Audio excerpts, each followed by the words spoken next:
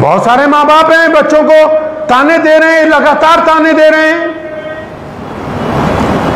अगर किसी के 2 बच्चे, 3 बच्चे, 4 बच्चे, उनमें से एक आता जो उनको पसंद आ गया, बाकियों की जिंदगी हराम कर रखी है। सुबह ताना, दोपहर ताना, शाम ताना। अरे जिन लोगों को आप ताना देते हो उनका दिल फट जाता है अंदर से। अल्लाहु अकबर।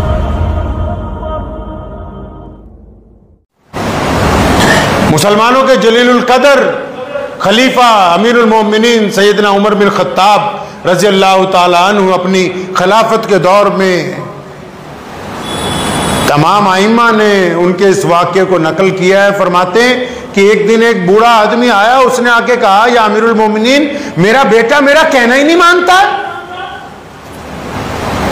तो बड़े हैरान हुए हज़रत उमर रज़ी अल्लाह ताला अन्हु। उस दौर में करूने ऊला का दौर है वो, यानी बेहतरीन मुसलमानों का दौर है। तो हज़रत उमर रज़ी अल्लाह ताला बड़े हैरान हुए, क्या हमारे दौर में भी कोई ऐसा बंदा है जो अपने माँ बाप का कहना ना मानता हो? जबकि इस्लाम ने तो यहां तक कहा कि माँ बाप अगर गैर मुस्लिम हो, बेटा या बेटी ईमान ले आए, तब भी माँ बाप का एहतराम लाजिम है।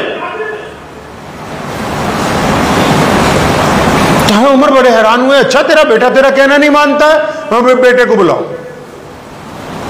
अब बेटे को बुलाया। हज़रत उमर रज़ी अल्लाह ताला अन्हु तो इतने जलीलुल कदर और साहिब रोब शख्सियत थे कि अच्छे अच्छे बादशाह उनके सामने बोलते हुए कांपते थे, डर जाते थे।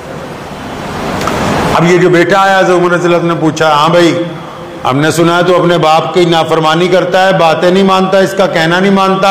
तो मुस्कुरा के कहने लगा, हाँ अमीरुल मोमिनीन, ये सच कहता है कि मैं इसकी बात नहीं मानता हूं।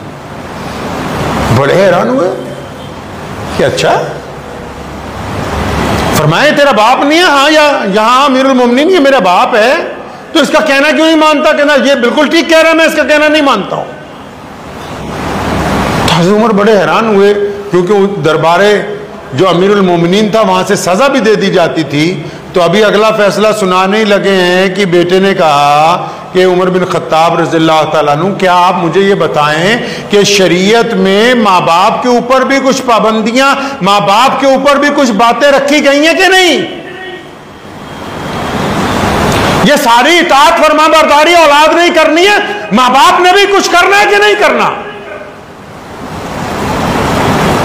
तो उमर रज़ी अल्लाह अन्हु का बिल्कुल, माँ बाप के ऊपर भी अल्लाह के नबी अलैहि सलाम ने हुकूक तय किए। तो उसने कहा, या अमीरुल मोमिनीन, ये तो बताइए माँ बाप के हुकूक क्या हैं, हमें क्या हक दिया इस्लाम ने? तो उमर रज़ी अल्लाह अन्हु कहने लगे कि पहला हक तो यह है माँ बाप का, जब वो निकाह करें, कोई मर्द किसी औरत के साथ, कोई किसी औरत किसी मर्द के साथ, तो इस बात की तसल्ली कर ले कि जिसके साथ निकाह किया जा रहा है, जिस खातून के साथ, जिस मर्द के साथ, उसका किरदार अच्छा हो, समाज में वो बेदाग हो, बोलचाल अच्छी हो, उसका तरीकेकार अच्छा हो, रहन सहन अच्छा हो।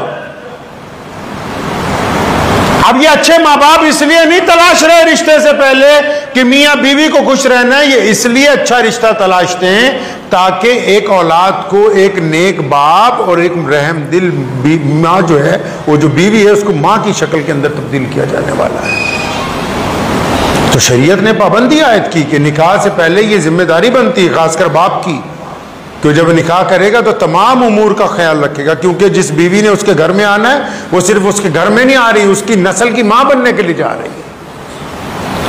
जिस बंदे के साथ उसका निकाह हो रहा है वो सिर्फ उसका शौहर नहीं बनने जा रहा, उसके बेटों का, उसकी बेटियों का बाप बनने जा रहा है वो।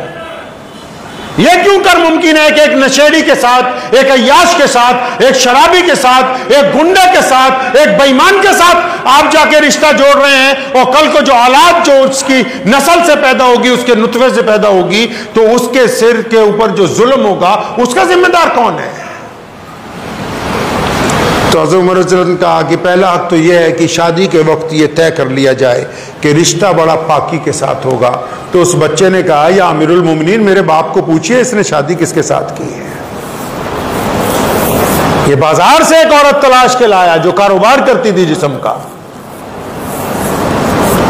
तो उसको पूछा तो उसकी आंखें झुक गई। तो फिर उस बच्चे को हजरत उमर रज़ी अल्लाह का उसका दूसरा हक ये है कि माँ बाप के ऊपर ये जिम्मेदारी आयद होती है कि जब उनके घर बच्चा पैदा हो तो उसका अच्छा सा नाम रखें, उसको अच्छा लक़ब दें, क्योंकि इंसानों का जब कोई नाम रखा जाता है तो उस नाम की सिफात उसके अंदर आ जाती हैं, नाम की सिफात आ जाती हैं, क्योंकि जिस नाम की जैसी तारीफ होगी तो वही उसके अंदर सिफात आ जाएगी। आप अपने बच्चे को बहादुर बेटा बहादुर बेटी कहते रहिए, अच्छा बेटा अच्छी बेटी कहते रहिए अपने बच्चों को। आप देखेंगे 1-2 साल में उनके अंदर वो असरात मुरत्तिब होंगे, क्योंकि उनको पता है कि मेरे माँ बाप हमें अच्छे लफ्ज से पुकारते और उनकी हमारे से तमन्नाएं जुड़ी हुई हैं, तो उनका जिस्म, उनका दिमाग, उनका दिल उसी तरफ रागिब हो जाता है कि हमको बहादुर बनना है, मेहनती बनना है।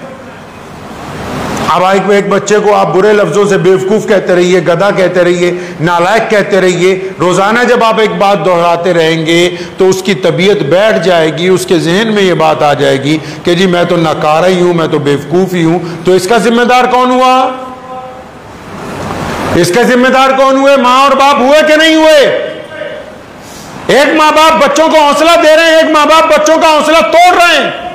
जो माँ बाप बच्चों का हौसला दे रहे हैं उनको यह हक हासिल है कि जब वो बूढ़े हो जाएं तो बच्चे उनकी बैसाखियां बनकर, जब वो बूढ़े हो जाएं बच्चे उनका सहारा बनकर उनके दाएं बाएं खड़े रहें। और वो माँ बाप जो बच्चों को बचपन से गालियां दे रहे हैं, ताने दे रहे हैं, बेइज्जतियां कर रहे हैं, उनको तालीम से दूर कर रहे हैं, उनको यह हक किसने हासिल कर दिया कि जब वो बूढ़े हो जाएं तो फिर वो ये तमन्ना रखें कि कल तक जिन बच्चों को जलील करते रहे हो आज वही बच्चे जो तुम्हारी खिदमत में आ जाएं। ये फितरत के खिलाफ बात है। गर्चे शरीयत ने फिर भी कहा कि बच्चे मां बाप की इताअत करें, लेकिन फितरत का यह कानून है कि जैसा बीओगे वैसा ही काटोगे तुम कल को। फितरत के खिलाफ बहुत सारे मां बाप हैं बच्चों को ताने दे रहे हैं, लगातार ताने दे रहे हैं। अगर किसी के 2 बच्चे, 3 बच्चे, 4 बच्चे, उनमें से एक आधा जो उनको पसंद आ गया, बाकियों की जिंदगी आराम कर रखी है, सुबह ताना, दोपहर ताना, शाम ताना। अरे जिन लोगों को आप ताना देते हो उनका दिल फट जाता है अंदर से। शरीयत ने यह कब कहा कि माँ बाप ताना देने वाले होते हैं, माँ बाप बेइज्जती करने वाले होते हैं, माँ बाप बच्चों में फर्क करने वाले होते हैं। अगर एक बच्चा ज्यादा काबिल है बाकी नहीं है तो जो काबिल है उसका इसमें क्या जुर्म है कि बाकी अगर काबिल नहीं रहे तो उसका इसमें क्या गुनाह है? अगर एक बच्चा ज्यादा खिदमत गुजार है और बाकी खिदमत गुजार नहीं है तो उसका क्या गुनाह है कि आप तमाम तर जिम्मेदारियां, तमाम तर बोझ उसी के ऊपर डालना चाहते हैं और बाकियों को आप मासूम समझते हैं, उसमें उसका क्या गुनाह है?